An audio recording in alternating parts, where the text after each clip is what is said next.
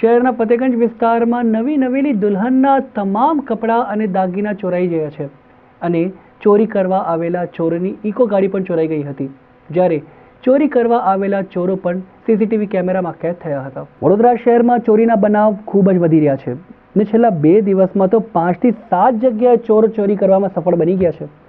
ત્યારે ગત વહેલી સવારે વાત છે ફતેગંજ વિસ્તારની, જ્યાં વિષ્ણુ કૃપા સોસાયટીમાં ચોરીનો બનાવ બન્યો હતો। વિષ્ણુ કૃપા સોસાયટીમાં રહેતા રાજેશભાઈ પરદેશીના ઘરમાં મસ્ત મોટી ચોરી કરી ચોરો ફરાર થઈ ગયા હતા। ચોરો ઇકો કાર લઈને ચોરી કરવા આવ્યા હતા। હવે આમાં મહત્વની વાત તો આ છે કે રાજેશભાઈ પરદેશીના ઘરમાં 27મી જાન્યુઆરીએ તેમના પુત્ર ચિરાગ પરદેશીના લગ્ન થયા હતા। લગ્નને ગતરોજ 1 મહિનો જ થયો હતો અને ચોરો દુલ્હનના તમામ દાગીના અને કપડાં સુદ્ધા લઈને ફરાર થઈ ગયા હતા। સાથે જ તે જ સોસાયટીમાં રહેતા ભાવિન રાણાની બાઇક પણ ચોરી ગયા હતા। અંતે ફતેગંજ પોલીસે ફરિયાદ નોંધી આગળની કાર્યવાહી હાથ ધરી છે।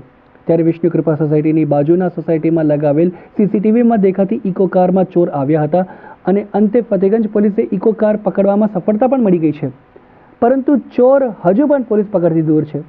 ત્યારે વડોદરા શહેરમાં ચોરીનો આ દોર ક્યારે અટકશે તે પણ એક મોટો સવાલ છે। આ જે વહુનો દાગીના હતા અને જે બધા નવા કપડાં, સાડીઓ, જે કંઈ હતું બધું સામાન એમનો બધો ટોટલ જે એમની પાસે જે પૈસા ભેગા થયેલા હતા એ બધા લઈ ગયા છે અને ઘણો બધો સામાન તો લઈ ગયા છે। એટલે હજી અમને પણ પોતાને પણ હજી અમુક સામાન તો ખબર નથી, પણ છે તો ઘણું. હા, દાગીના પોલીસ કમ્પ્લેન કરી દીધી છે।